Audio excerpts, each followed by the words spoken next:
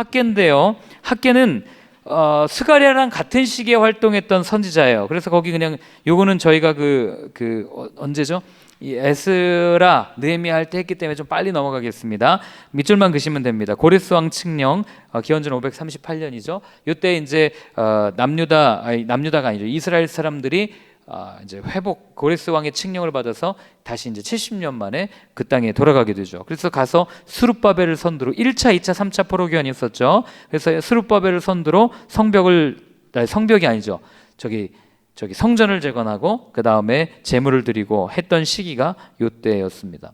그런데 여러분들 아시겠지만 도착하자마자 아주 그 땅에 살고 있던, 이미 70년 동안 살고 있던 사람들이 있잖아요. 기득권이 이미 생긴 거예요. 근데 이 사람들이 이스라엘이 들어오니까 자기들이 살던 땅을 내줘야 되잖아요. 그러니까 당연히 싸울 수밖에 없죠.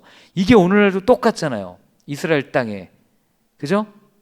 영국 연합군에 의해서 그 팔레스타인 지역에 이스라엘 유대인들 와서 정착해서 살아라, 이거 니네 땅이다 이래버리니까 그 땅에 살던 사람들이랑 지금까지 피 터지게 싸우는 게 이스라엘에 있는 가자지구 폭격하고 뭐 이런 일들 아니겠습니까? 이때도 똑같았을 거예요. 막 분노해가지고 막 너무너무 싫어해요. 그럴 때 이 사람들이 포로에서 돌아온 지 20년 정도가 지났는데도 성전 재건이 온전히 이루어지지 않았어요. 그때 학개는 뭐라고 얘기합니까? 우선순위에서 밀린 성전 재건에 대해서 성전을 지어야 합니다라는 메시지를 던지는 게 학개라고 하는 거죠. 자, 그래서 거기 두 번째 문단에 보면 다리오 왕 2년에 학개 예언이 시작되는데 스가랴보다 2개월 먼저 활동하고 학개는 3개월, 한 약 4달이라고 하는 아주 짧은 기간 동안 예언을 한다는 게 아주 큰 특징입니다. 밑줄 한번 그시면 되고요. 그 다음에 축제, 절기를 상징한다. 학개 이름이 뭐 이렇게만 보시면 되겠습니다. 자, 학개는 사실 2장밖에 안 되기 때문에 여러분들 쭉 읽으면 되는데, 그럼 우리가 학개를 읽으면서 아니 하나님이 성전을 건축하라고 했는데 그러면은 오늘날에도 성전을 건축해야 되는 거 아닙니까? 이런 질문을 우리가 받을 수가 있어요. 그리고 하나님은 그럼 왜 학개 시대에 학개를 통해서 성전을 건축하라고 하셨을까? 요거를 잡아야, 이 본질의 의미를 알아야 우리가 오늘날 오해하지 않을 수 있어요. 학개를 통해서 던져진 메시지를 문자적으로만 보면 오늘날 짓고 있는 큰 교회들은 아주 훌륭한 거예요. 잘하고 있는 겁니다. 그렇지 않겠어요? 이렇게 가치관이 혼란한 시대에 하나님을 위해서 하나님의 집을 이렇게 크게 짓다니 아주 훌륭한 일이죠. 그러나 학개에게 주어진 그 메시지의 본질을 우리가 파악한다면 오늘날 시대가 저렇게 크게 교회를 짓는 게 얼마나 잘못되고 얼마나 악한 일인지를 알게 됩니다. 제가 악하다 갖고 아주 표현했는데 왜 그런지 한번 볼게요. 자, 여러분 그 성전 건축 꼭 해야 됩니까? 두 번째 문단 보세요. 도시마다 각 도시를 상징하는 트레이드 마크가 있습니다. 그것을 보면 그 도시를 이해할 수 있는 거예요. 뭐 예를 들면 그 뉴욕에 뭐 맨하탄 가면 큰 건물들이 있고, 뭐 우리나라는 지금 저 롯데 저 건물을 트레이드 마크로 하려고 하는데 사람들이 별로 인정하진 않죠. 뭐 이런 식으로 각 도시마다 트레이드 마크들이 있어요. 우리 남산타워 같은 거 있잖아요. 자, 그런데 그 트레이드 마크가 뭘 보여주냐면 그 도시 사람들이 어떤 생각을 가지고 살아가는지, 그리고 어떤 것을 섬기는지가 그 생활 양식, 건축 이 양식에 고스란히 다 묻어나는 거예요. 그래서 고대 근동은 더더욱 이게 그랬습니다. 그래서 학개 시대에 많은 사람들이 올인했던 건 뭐냐면 자기 건물 짓는 게 여기에 올인하고 있었어요. 여기 보면은 제가 뭐라 그래요? 최고의 건물들은 개인 주택이었던 거예요. 이해되십니까? 자기가 피난 와가지고 이제 포로로 끌려갔다 왔으니까 내 영역을 쌓아야 되고 내 집을 지어야 되고 내 것을 만들어야 되는 거예요. 그러니까 이들의 눈만 뜨면 또 하루 종일 생각하는 게 뭐냐면 내 집을 지어야지 해서 이 사람들은 자기 집들은 굉장히 훌륭하게 잘 이렇게 건축하고 살던 시대가 바로 이때였다는 거죠. 그만큼 평안을 갈망하던 시대상이 반영된 거예요. 그런데 반면에 성전은 여전히 방치되고 있었던 겁니다. 그때 하나님은 학개를 통해서 묻는 거예요. 당신은 대체 누구를 예배하십니까? 여기 있는 것처럼 당신을 구원해내신 분입니까? 아니면 당신에게 안락함을 주는 집입니까? 이게 학개를 통해서 던져주시는 메시지인 거예요. 이해되십니까? 그러니까 끊임없이 나만 생각하고 내 가족만 생각하고 내 아니만 생각하는 그 당시 문화 가운데 하나님께서는 그것보다 더 중요한 게 뭐라고요? 하나님이라는 것을 알려주기 위해서 학개를 통해서 이 건축을 해라 이렇게 얘기한 거죠. 왜냐하면 유대인들에게 있어서 성전이라고 하는 그 성전이 갖는 상징이 있기 때문에, 하나님의 임재잖아요. 이해되십니까? 그래서 그렇게 얘기를 했던 거예요.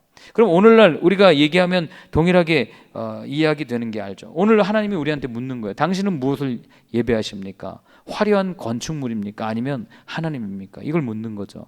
그럼 우린 뭐라고 대답해야 되겠어요? 거기에 답이 있는 겁니다. 베이직 교회가 건물이 없어요. 그리고 그래서 많은 사람들이 신기합니다. 아니 어떻게 건물이 없습니까? 막 이렇게 얘기하는데 건물 없는데도 교회가 되잖아요. 안 그렇습니까? 예배도 드리고 그리고 또 신기하게 하나님을 위해서 하나 포기하면 하나님이 2개 주시는 것을 우린 경험했습니다. 이런 일들이 일어나지 않습니까?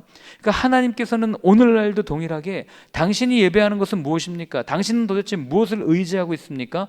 하나님입니까? 아니면 세상이 말하는 성공의 법칙입니까? 아니면 처세술입니까? 이런 걸 우리한테 묻고 있다라고 하는 것이 바로 학계에 던져져 있는 메시지라는 거죠. 그래서 여러분들이 학계를 읽으실 때 하나님께서 그 절규하는 하나님의 마음을 좀 느꼈으면 좋겠어요. 제발 좀 나를 보지 않을래? 나랑 좀 얘기하자. 제발 좀 내가 너의 생각 속에 좀 들어갔으면 좋겠어. 그런 메시지를 여러분들이 읽어내셨으면 좋겠습니다. 자, 다음 스가랴입니다.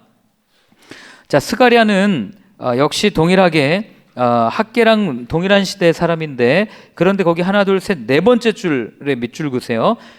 새로운 유다 공동체를 도탄해서 구하고 소망을 갖게 하려는 마음으로 불탔던 사람이 스가랴입니다. 스가랴. 그래서 기억하다라는 이름을 가진 스가랴는 인기 있는 이름이에요. 구약 성경에 29번이 나옵니다.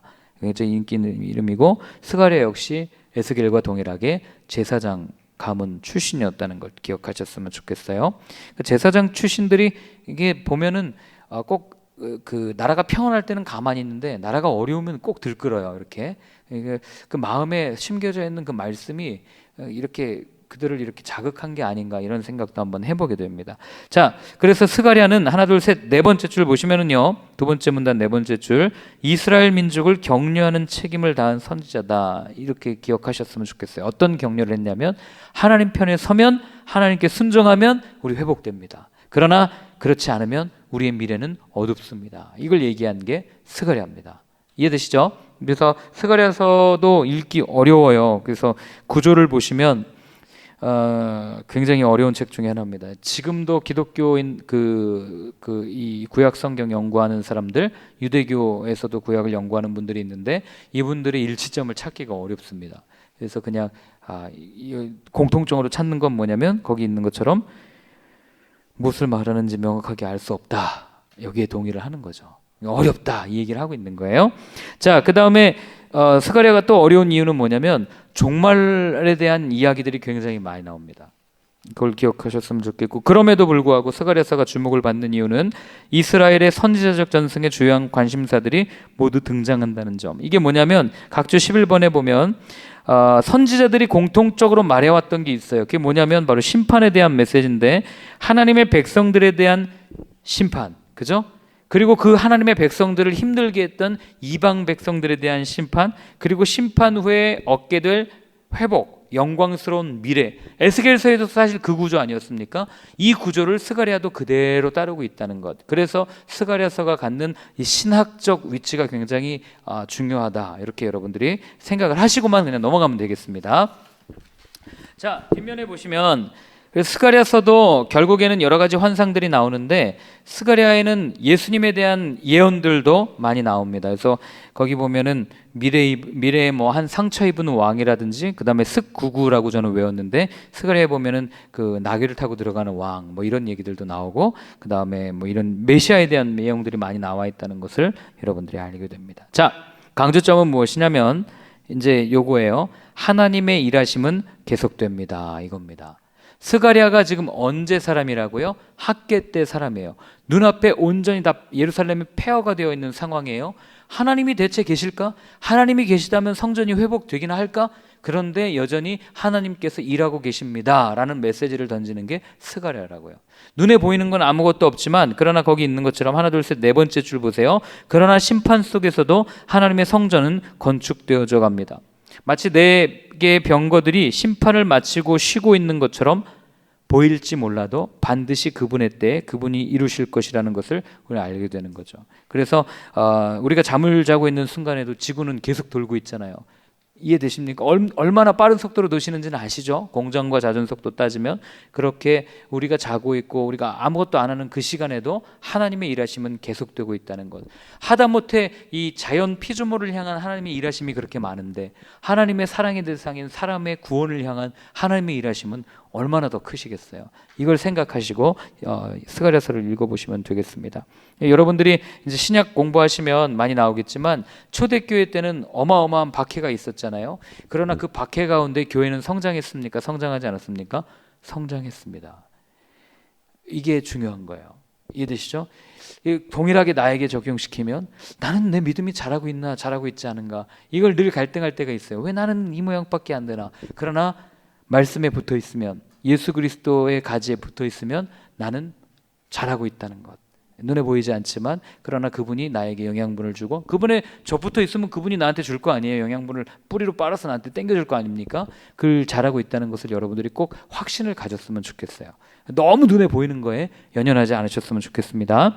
자, 넘어가도록 하겠습니다. 말라기, 구약의 마지막 책인데 말라기도 굉장히 재미난 책입니다. 자, 말라기는 이름이 뭐냐면 나의 사자 이런 뜻이에요. 나의 사자.